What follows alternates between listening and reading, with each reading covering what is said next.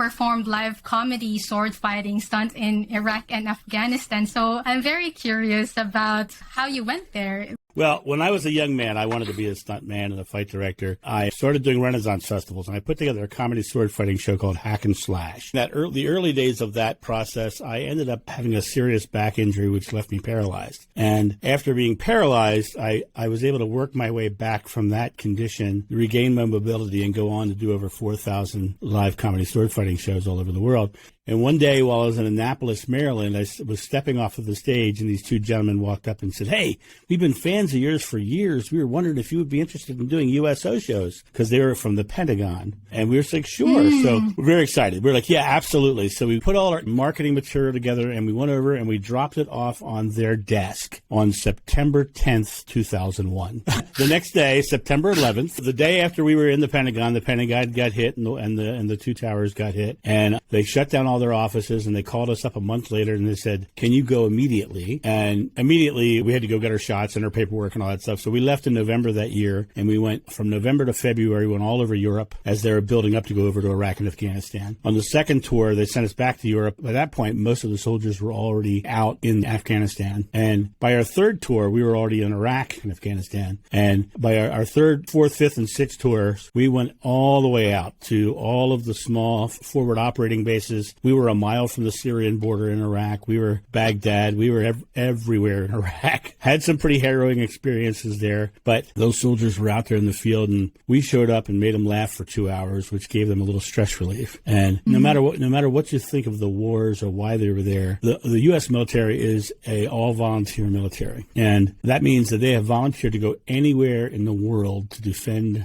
me and my freedoms. So it's the least I could do to go out there and at least make them laugh. And we did a comedy sword fighting show, which was based in Renaissance themed. So we'd show up in Iraq wearing tights. Try not to visualize, not pretty. When this happened in 2001, and then you've mentioned previously, at first you weren't really into this presenting to people and doing these comedy shows. But you have a bit of a story before this came into fruition. My father was an emotional abuser and an alcoholic, and he had 7 kids, and I was the one that he chose to take the brunt of his anger out on. And that manifested into a very overweight 13-year-old. I was 265 pounds at 13 years old and became a complete introvert. And a friend of mine took me to a Renaissance festival that I suddenly got all this positive reinforcement, because when he took me there, he didn't just take me there. He put me in a costume. And in fact, he put me in a full armor Viking costume. So now I was a big fellow at that point. When he took me there, I was 17 or 18, and I was already 6'1", and I was a big guy with a beard. And when he put me in full armor with horned helmet and giant battle axes, and all day long, people wanted their picture with me, and and I had all this positive reinforcement. And when I came away from there, I was like, God, I really love that. I found in that Renaissance Festival, in acting in general, I found a place where I could set down my fears and my self-doubts and be somebody else.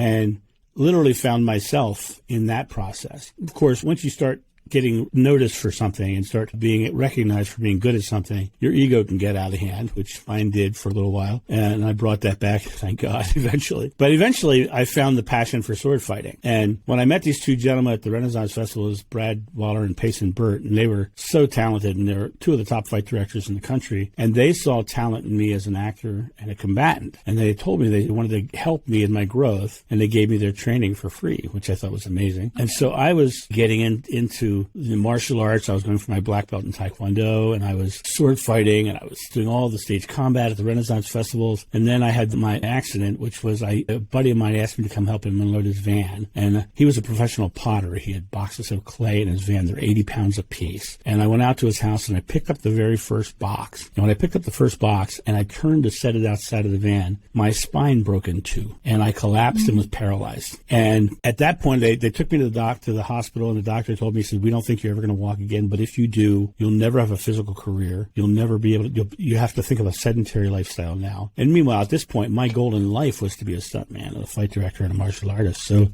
during that time, a friend of mine came in and he handed me a book, and the book was called The Tao of Jeet Kune Do by Bruce Lee, which, if you really think about it, could have been taken as a really cruel joke, but because he brought the martial artist who had just told he'd never do martial arts again, a book by the greatest martial artist that ever lived about martial arts.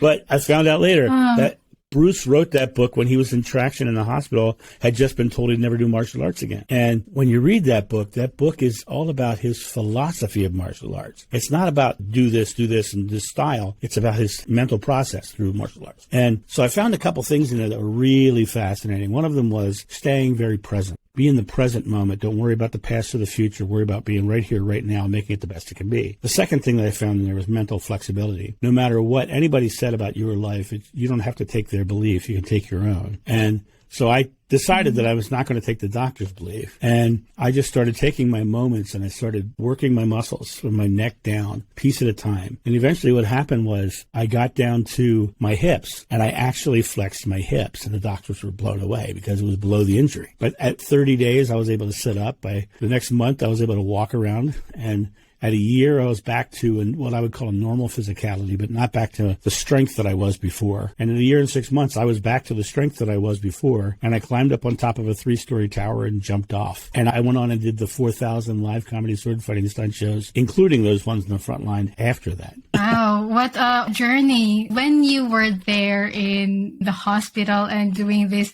what kept you going for that point after like reading the book? What was that like main takeaway, I guess? That book was the thing that I held on to, because when you're in a situation like that, first of all, doctors are going to tell you only what they see on x-rays. And they're saying that, well, we don't think you can because of this, and this, right? And your family's telling you, well, don't get your hopes up because you may never walk again, because they don't want you to get your hopes up. Mm-hmm. They don't want you to have to be depressed and be down, right? So you have all these people around you telling you can't. You've got to take your own moment and make your own choices. You know, Buddha says, what you think you become, you create your world.